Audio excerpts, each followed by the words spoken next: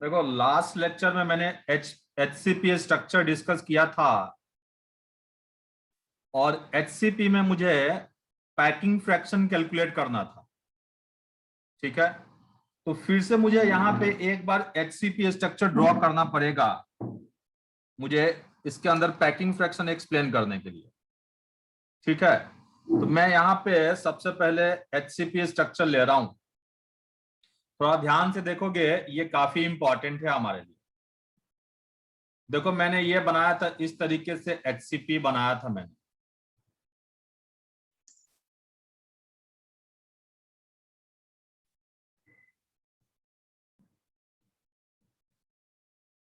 ठीक है, और ये कॉर्नर पे एटम है। ये इस मीटिंग में हमारे पास सफिशिएंट टाइम है तो कर लेंगे। और एक एटम बीच में था। ठीक है, और फिर ऐसा यूनिट, ये हेक्सागन यूनिट नीचे भी है। ये हेक्सागन यूनिट ये नीचे भी है।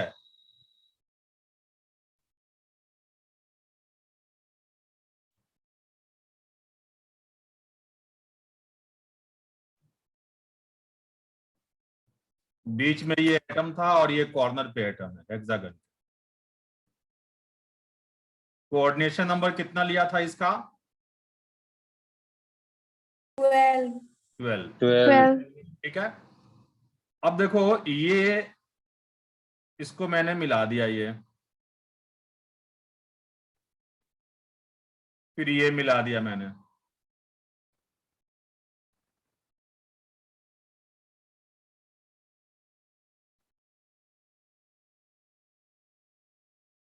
और मैं ये बताया था कि मान लो ये लेयर ए है तो बीच में एक लेयर बी है जी। ये खुला हुआ व्यू दिखा रहा हूं मैं। ये बीच में लेयर बी है, ये खुला हुआ व्यू दिखा रहा हूं। बट एक्चुअली एटम एक दूसरे को क्या कर रहे हैं यहाँ पे? टच कर रहे हैं। टच कर रहे हैं, ये एटम एक दूसरे को टच कर रहे हैं। ठीक है, ये कॉर्नर वाले एटम के लिए मैंने कंट्रीब्यूशन कितना लिया था? 1/6। देखो 1/6। ये हेक्सागन यूनिट जो है ना, इसके ऊपर ये नीचे वाला यूनिट है। ये लेयर ए है तो इसके नीचे ये लेयर बी है, फिर ये नीचे लेयर ए है। तो ए के ऊपर ए है। बात समझ रहे हो ना? Yes sir. कहा था मैं जो Yes, साइड में सर ये क्लोज पैकिंग में दिखाया था, ये क्लोज पैकिंग फिर से मुझे ड्रॉ करना पड़ेगा पैकिंग एफिशिएंसी एक्सप्लेन करने के लिए। अब देखो ये नेक्स्ट एटम जो है इन दोनों के बीच में है। इस तरीके से हमने एटम्स को सजाया था। अब एक्चुअली क्लास का बोर्ड, क्लासरूम का अगर बोर्ड होता तो बहुत आसानी से बता देता। थोड़ा सा इसमें टाइम लग रहा, ये लैपटॉप पे एक्सप्लेन करने में थोड़ा टाइम लग रहा है।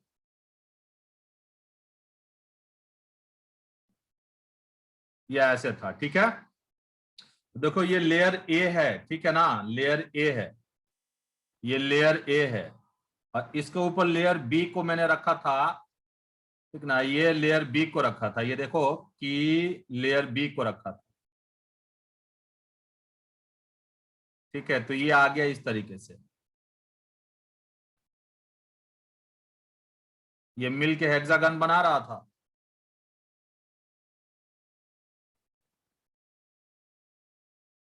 समझ पा रहे हो? अब ये जो वाइड है इस हेक्सागन कितने वाइड थे?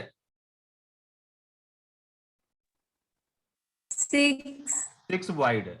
अब इसके ऊपर जो लेयर बी रख रहा हूं वो कहां पे रख रहा हूं? सारे वाइड्स पे या ऑल्टरनेट वाइड्स पे?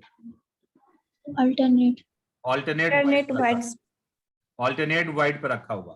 तो ऑल्टरनेट वाइड पे जो एटम रखा गया है ना, जैसे कि ये मान लो ये यहाँ पे ये एटम है। ठीक है, फिर ये एटम है, फिर ये एटम, सॉरी ऑल्टरनेट वाइड पे रखा था। ध्यान है ना? Yes sir. Alternate sir। Wide पे रखा था मैंने। ऑल्टरनेट वाइट पे रखा था, तो ये ऑल्टरनेट वाइट पे ये ना बेसिकली ये लेयर बी है। तो अब ये देखो इस एटम को कितने एटम टच कर रहे हैं, या यूं देखो इस एटम का कंट्रीब्यूशन इस यूनिट सेल में कितना रहेगा? 1/6. 1/6 सर। ऊपर से भी ऐसे ही टच कर रहा होगा ए लेयर, और नीचे yes sir. A layer touch कर रहा। यहाँ पे कितना कंट्रीब्यूशन है, यहाँ पे ये एंगल कितना है जी? 120। 1/3 हो गया ना, 1/3 Yes, ना। फिर ऊपर से भी इसी तरीके से ये टच करेगा एटम। इस एटम का कंट्रीब्यूशन कितना है? 1/6। 1/6 है। कॉर्नर वाले एटम का कंट्रीब्यूशन 1/6 है। अब ये डिस्टेंस मैंने देखो, ये डिस्टेंस मैंने मान लिया ये h है, ये जो रेड पॉइंट दिया है यहाँ का डिस्टेंस h है। मुझे पैकिंग फ्रैक्शन निकालना है, तो पैकिंग फ्रैक्शन फाइंड करने के लिए ये पूरा हेक्सागन यूनिट का, इस यूनिट सेल का मैं वॉल्यूम कैलकुलेट करूंगा और इफेक्टिव नंबर ऑफ एटम्स का वॉल्यूम कैलकुलेट करूंगा। ठीक है, तो अगर इफेक्टिव एटम्स लेना है, यहाँ पे इफेक्टिव नंबर ऑफ एटम्स लेना है, तो बताओ ये हेक्सागन के कॉर्नर पे ये 6 एटम है, नीचे भी 6 है। अब ये कॉर्नर वाले का कंट्रीब्यूशन 1/6 है और ऐसे 12 एटम है और सेंटर में 3 एटम है और इन तीनों का कंट्रीब्यूशन यहाँ पे इस यूनिट सेल में पूरा का पूरा है। अब देखो यहाँ पे ये फेस पे एक एटम है, ठीक है, तो ये कितने यूनिट सेल से, ये कितने यूनिट सेल में डिवाइडेड होगा? 2 सर। 2 यूनिट सेल में। और ये भी कितने यूनिट सेल में? 2 यूनिट सेल में, 1/2 1/2। और ये कॉर्नर वाला 1/6 है और ये पूरा का। अब यहाँ पे देखो ऐसे 2 एटम है आपके पास जिसका कंट्रीब्यूशन 1/2 है। तो इफेक्टिव नंबर ऑफ एटम्स की बात करेंगे तो यहाँ पे इफेक्टिव नंबर ऑफ एटम्स यहाँ कितना हो जाएगा? 6 हो जाएगा। 6। और कोऑर्डिनेशन नंबर की बात करोगे तो कितना कोऑर्डिनेशन नंबर आएगा? जरा अपने माइक को म्यूट करके रखो, ठीक है। कितना एटम टच कर रहा जी?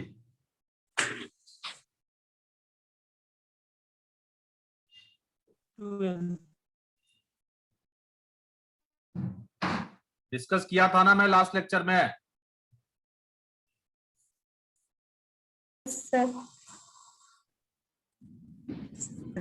ये ऐसे है ये एटम, ये सब एक दूसरे को टच कर रहे हैं। यहाँ कितना टच कर रहा बोलो? 6 एटम टच कर रहा है। तो ये तो तुम्हारा लेयर ए हो गया, नीचे ये लेयर बी है, और ये जो है ना जिसको मैंने यहाँ पे ये कलर किया है, ये जो है इन तीनों से भी टच हो रहा। और इसी तरीके का ऊपर एक लेयर है, समझ लो।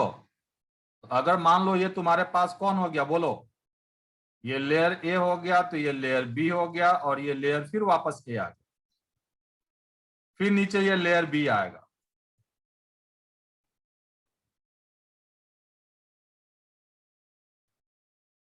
और इसको ए बी टाइप अरेंजमेंट बोलते हैं, ठीक है। तो इस एटम को कितने एटम टच कर रहे हैं? यहाँ 12। बी लेयर में, इस बी लेयर में 6 है, ऊपर से 3, नीचे से 3। तो कोऑर्डिनेशन नंबर इसका कितना आएगा? 12। अब देखो हमारे पास जो है, जो मुझे एक्सप्लेन करना है पैकिंग फ्रैक्शन, उसके लिए यहां देखो कि फिर से मैं ये इसको क्लोज पैकिंग बना रहा हूं, ये एटम को जमा रहा हूं।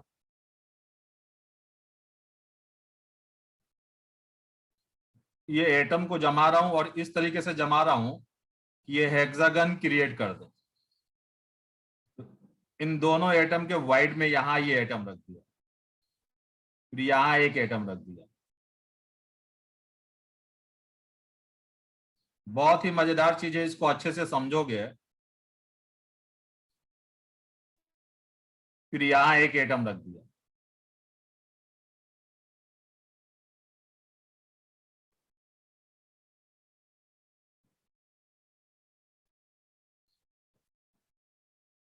ठीक है, फिर नीचे एक लेयर और बना दिया।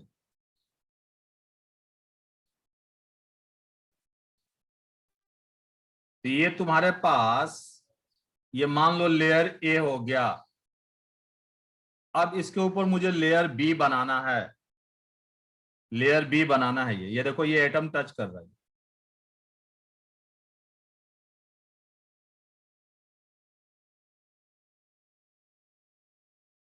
ये क्या जनरेट कर रहा, बोलो? हेक्सागन। हेक्सागन, ठीक है। अब कितने वाइड है इस एक यूनिट के अंदर? 6। 6 वाइड है। 6 sir, 6 वाइड है ना, 6 वाइड है। अब ऑल्टरनेट वाइड को तुम्हें फिल करना है, भरना है ऑल्टरनेट वाइड को। तो सपोज करो ये वाइड भर दिया, ये फिर ये छोड़ दिया, फिर ये भर दिया, फिर ये छोड़ दिया, फिर ये भर दिया। तो कुछ ऐसा दिखेगा ये। फिर यहां फिर वाइड जनरेट हुआ। समझ पा रहे हो कि नहीं? इतना तो बता दिया था ना लास्ट क्लास में।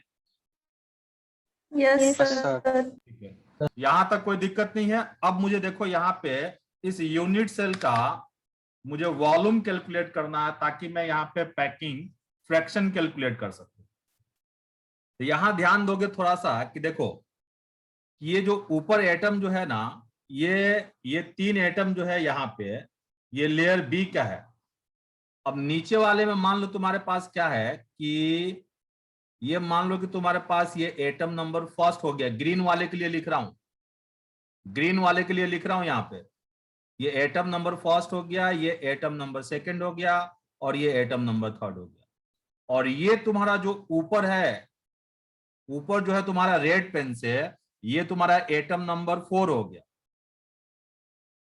ये एटम नंबर 4 हो गया। अब ये 4 एटम को मैं यहाँ पे ऐसे दिखा रहा हूं, देखो ये तुम्हारे पास, ये नीचे ग्रीन वाला, ये एटम नंबर फर्स्ट हो गया, ये सेकंड हो गया, ये थर्ड हो गया, और ये एटम जो है ये एटम नंबर 4 हो गया।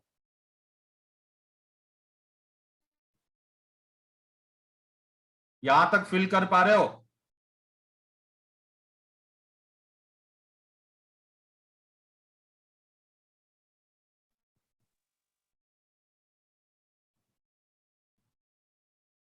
यहां तक समझ पा रहे हो?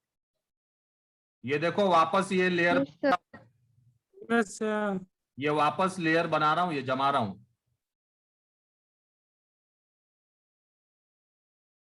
ध्यान से देखो इसको।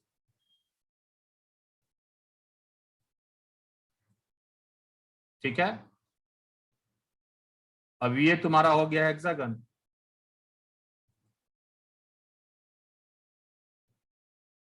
ये हो गया ना हेक्सागन। कितने वाइड है इसमें? 6 वाइड है। और भर पा रहा हूं कौन से वाइड को? ऑल्टरनेट वाइड को। अच्छा मान लो ये ले लो, ये ले लो, ये एटम नंबर फर्स्ट ले लिया, ये एटम नंबर सेकंड ले लिया, ये एटम नंबर थर्ड ले लिया। अब चौथा जो है ना, इस वाइड को भर रहा, इसके ऊपर है। समझ पा रहे हो कि नहीं? Yes sir. चौथा इसके ऊपर है। ये वाइड भर दिया, ये वाइड छोड़ दिया।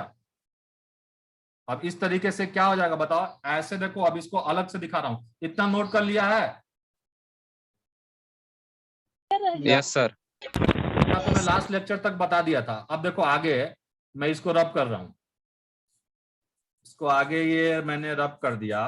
अब इसको यहां देखो कि किस तरह से हमें सोचना है। ये देखो ये तीनों एटम, ये नीचे बेस पे जो 3 एटम लिया है, ये तीनों एटम जब जुड़ेंगे तो ऐसे दिखेंगे।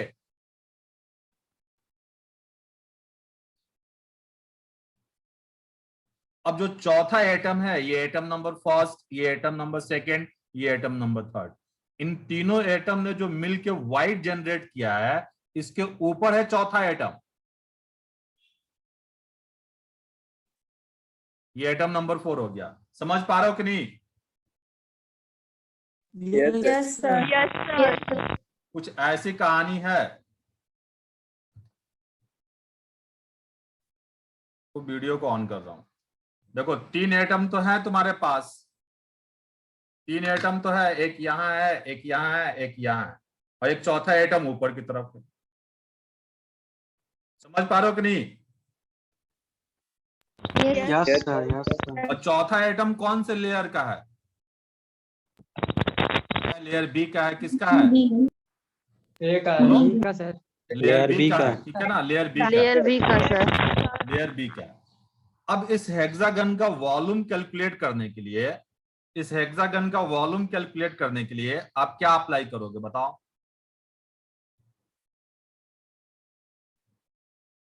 ठीक है, इसको रब कर रहा हूं। Packing fraction. यहां क्या लिखूंगा? Volume of HCP, volume of HCP unit cell, volume of HCP unit cell is equal to क्या हो जाएगा बताओ? ये पूरा base area into height. Yes, sir. Base area into height.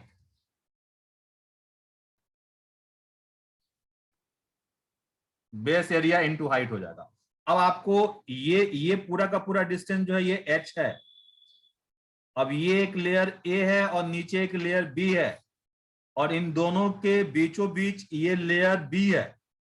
ऊपर लेयर A है और सबसे नीचे यहाँ पे लेयर A है, और इन दोनों के बीचों बीच ये लेयर B है। समझ पा रहे हो कि नहीं? Yes, sir. ठीक है, एक तो क्या है तुम्हारे पास बताओ? ये लेयर A ऊपर है, उसके नीचे लेयर A है सबसे नीचे, और बीच में लेयर B है। दोनों के बिल्कुल बीच बीच में है लेयर B। अब यहां देखो, इसको थोड़ा सा मैं खोल के लिख रहा हूं कि ये किस तरीके से दिखेगा। यहां पे इसको रब कर रहा हूं मैं। इसको थोड़ा सा और अलग तरीके से मैं लिख रहा हूं कि ये एटम तुम्हारे पास है, ये 3 एटम, लेयर A वाला, और चौथा एटम ये ऊपर है, और ये एटम नंबर फर्स्ट, ये सेकंड, और ये थर्ड, ये फोर्थ लेयर ऊपर है।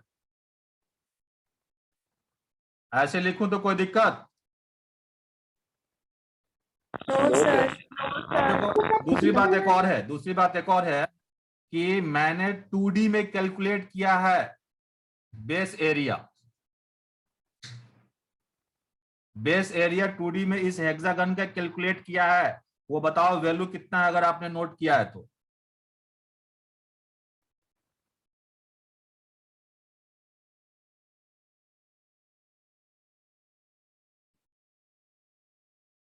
यही √3r² 6√3r²। अब यहाँ पे हाइट h हो गया ये तुम्हारा।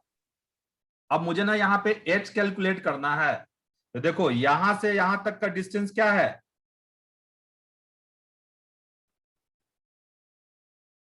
यहां से यहां तक का डिस्टेंस ये तुम्हारा h है। एच। ठीक है, तो अब ये एटम नंबर 4 जो होगा एग्जैक्टली इसके वाइट के सेंटर के ऊपर है।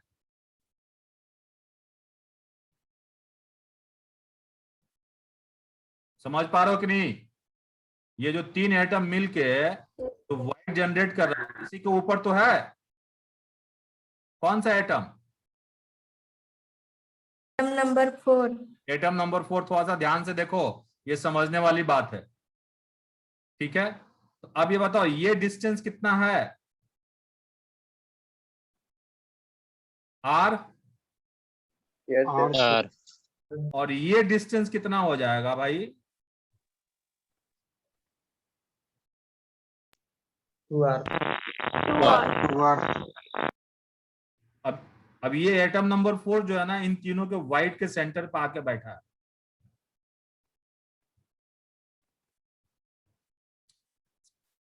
समझ पा रहे हो? Yes sir. अब ये देखो, मैं इसको ऐसे लिख रहा हूं। ये देखो, ये तुम्हारा कितना हो गया? ये तुम्हारा कितना हो गया बोलो? 2R.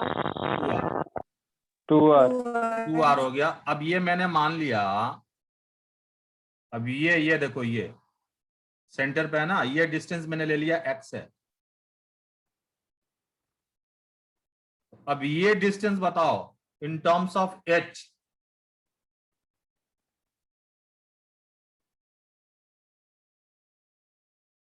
h यहां से यहां तक है ना यार, h/2 h/2 हो, By 2. बीचों बीच ये प्लेस हो रहा है, ये h/2 हो जाएगा।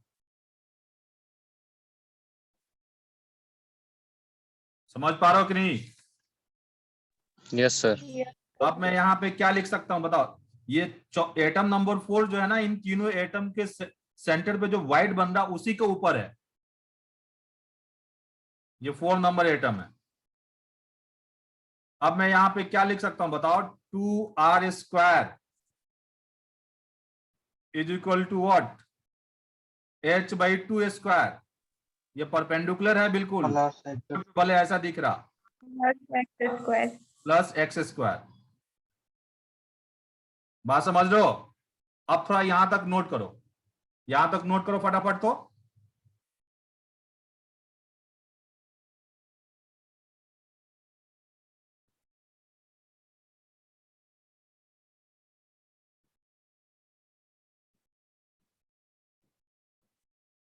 ये हेक्सागन यूनिट मिटा रहा हूं मैं।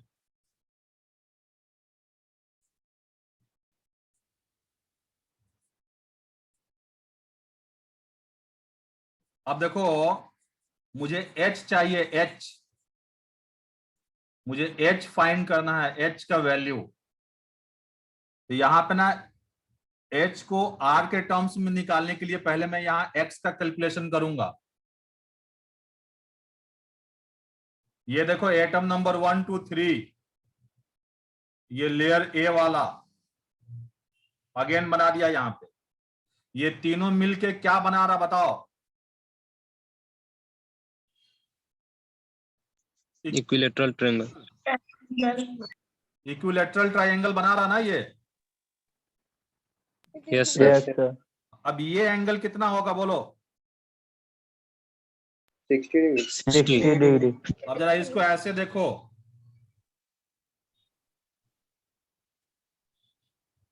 ये डिस्टेंस कितना है? R है sir. और R.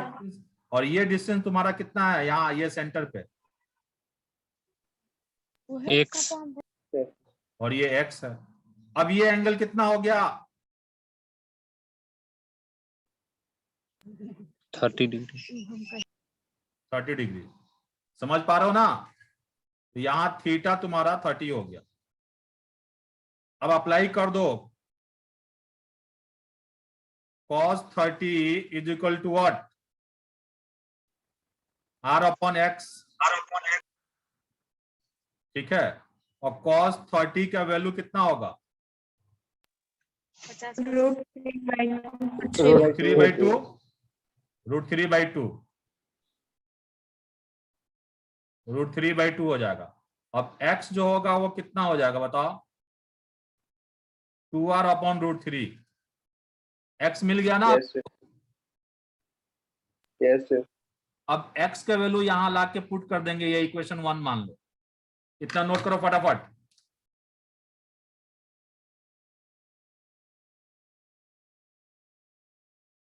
अब x का वैल्यू पुट करने के बाद जब आप h के लिए सिंप्लीफाई करोगे, ये मिटा दो इतना, ये ग्रीन कलर वाला।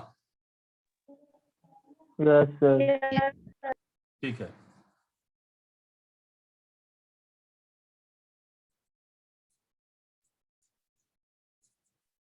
अब यहां देख लो ये क्या हो जाएगा बताओ? 4r² is equal to h² 4 plus x² के लिए मैंने यहां पे लिख दिया क्या बताओ? 4r² 3। 3. अब यहां से h के लिए सिंप्लीफाई कर लेना, यह आएगा 4√2 /√3r। ये आईआईटी में एक बार पैराग्राफ के फॉर्म में भी पूछा गया। ये h का वैल्यू आ गया तुम्हारा, ठीक है, ये h का वैल्यू आ गया। ये मिटा दूं मैं इसको? Yes, sir. Yes, sir. ये h का वैल्यू मिल गया आपको। अब आपको चाहिए volume of the unit cell. तो volume of unit cell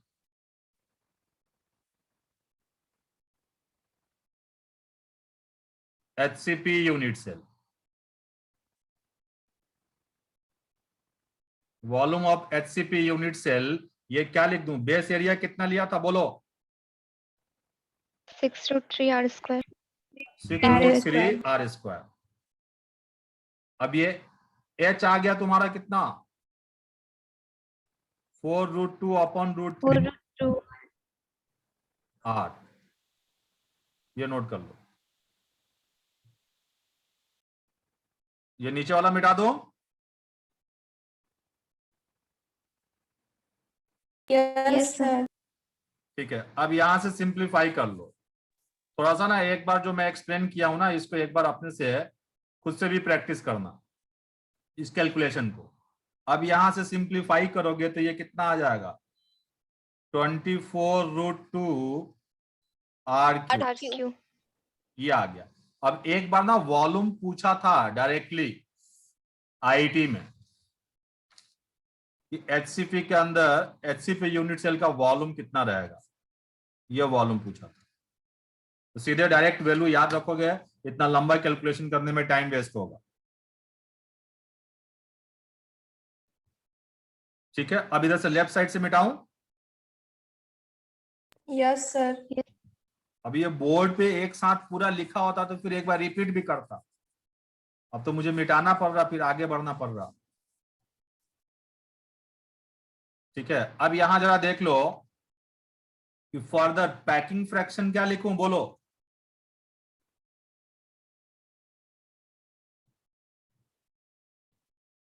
effective number of atoms कितने हैं?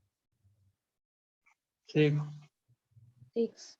Divided by volume of one atom into volume of one atom 4/3 into πr³ πr³ divided by volume of unit cell 24√2 volume of 3r³ unit cell, यहाँ HCP unit cell. अब Z कितना होगा इसका, बोलो? Effective number of atoms 6 into 4/3 πr³ divided by volume of unit cell 24√2 r³। अब इसको simplify करेंगे तो ये 0.74 आएगा। तो परसेंटेज पैकिंग फ्रैक्शन जो हो गया ये 74% हो गया। अब कहीं दिक्कत है तो बताओ, फिर रिपीट कर दूंगा।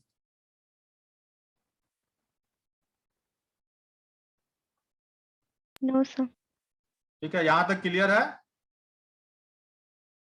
Yes, sir. क्लियर है। अब देखो जरा, आप दोबारा इसको ड्रॉ नहीं करोगे, मुझे लिखना पड़ रहा, मैं रब कर दूं इतना। Yes, sir. ठीक है, मुझे दोबारा इसको लिखना पड़ रहा। ये इस तरीके का अरेंजमेंट था, चाहे दोबारा इसको लिख ही लेना कि ये है ऐसे।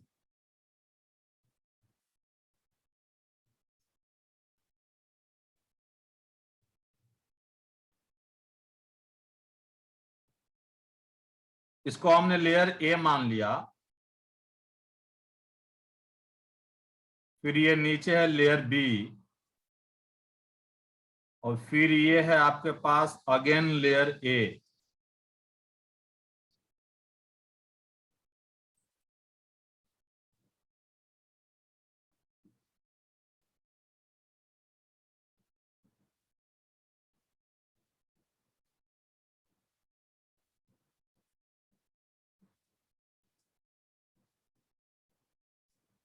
फिर है,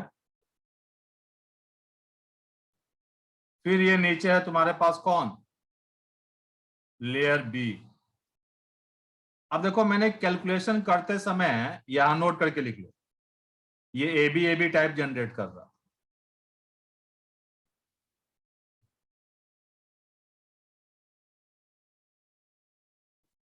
देखो कैलकुलेशन करते समय, जेड कैलकुलेट करते समय बी लेयर के एटम को मैंने कितना लिया था? 3 मतलब 100% ले लिया था ना उस यूनिट सेल में? Yes yes sir sir.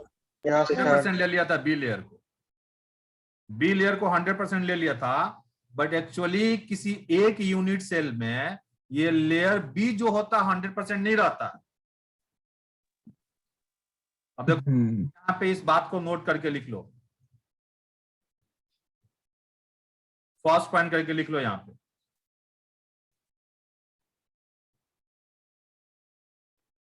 three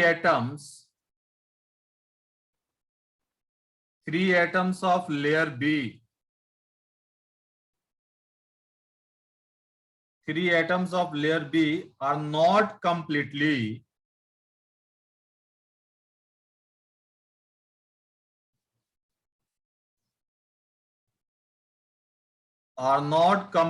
enclosed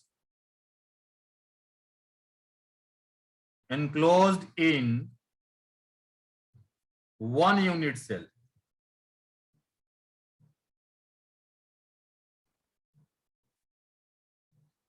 Are not completely enclosed in one unit cell. अब सेकेंड पॉइंट देखो होता क्या है।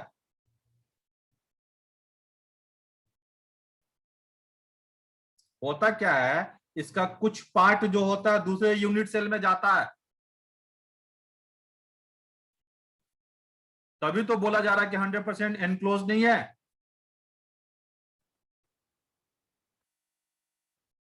Some part of these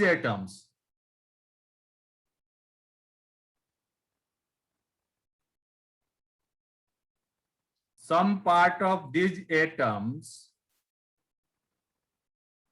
goes into other unit cell.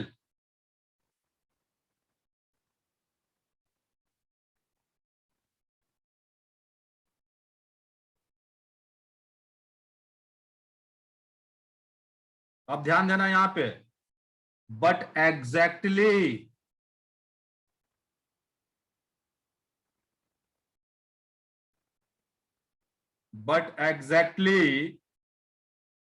equal part comes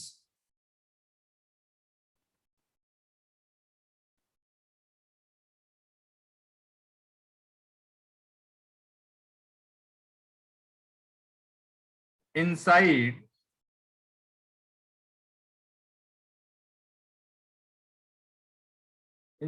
the unit cell.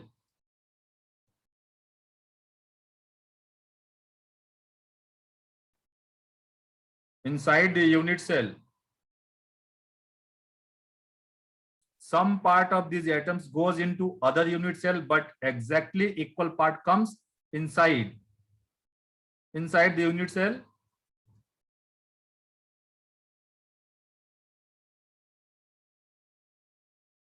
from other unit cell. बात समझ पा रहे हो? सुन पा रहे हो मुझे? बात समझ पा रहे हो? No sir. देखो ठीक है, देखो ये तुम्हारे पास था ना, ऐसे हेक्सागन बनाया था ना जी।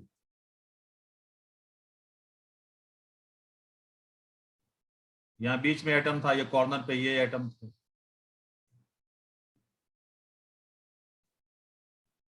तो ये तो एक यूनिट सेल है ना भाई। ऐसे कितने यूनिट सेल हैं? बहुत सारे सर। बहुत सारे यूनिट सेल है। तो जो लेयर बी के जो 3 एटम हैं, ये दूसरे यूनिट सेल से भी तो जुड़े हुए हैं। बात समझ लो? तो दूसरे यूनिट Yes, sir. जुड़ा हुआ है। तो अगर लेयर बी के एटम को बोला जाए कि क्या यह 100% पूरा का पूरा एक यूनिट सेल में है? नो सर, ऐसा नहीं है। तो कुछ पार्ट क्या कर रहा? कुछ पार्ट दूसरे यूनिट सेल को भी कंट्रीब्यूट कर रहा। Yes sir. Yes, sir. लेकिन जितना अदर यूनिट सेल में कंट्रीब्यूट कर रहा, उतना ही उस सामने वाले यूनिट सेल से इसमें आ जा रहा। यस, उसका भी लेयर भी ट्रांसफर कर रहा होगा। हाँ, उसका भी सेम कंट्रीब्यूशन। इसलिए हम क्या मानते हैं कि कितना है?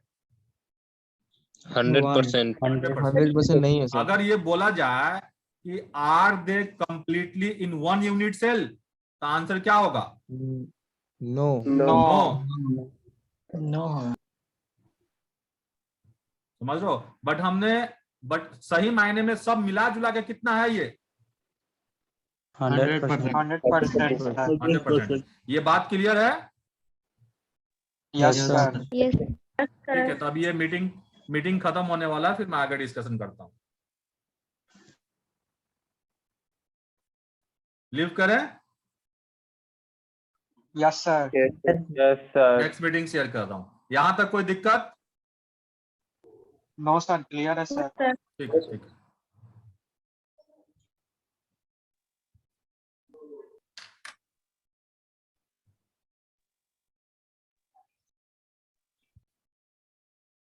अब इसलिए क्या बोला जाएगा?